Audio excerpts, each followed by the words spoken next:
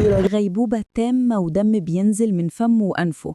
إسماعيل الليثي في العناية المركزة وحالته خطيرة جدا.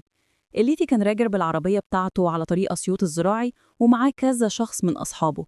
الطريق كان زحمة جدا والعربيات ماشية بسرعات عالية، وفجأة حصل تصادم عنيف جدا بين عربيتهم وعربية تانية جاية في الاتجاه المقابل.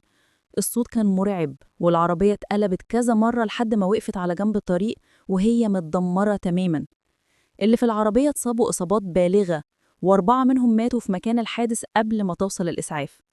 أما إسماعيل الليثي فكان حالته صعبة جدا، فاقد الوعي تماما وبيخرج دم من فمه وأنفه، ونقل بسرعة للمستشفى، وهناك الأطباء أكدوا إن حالته حرجة جدا.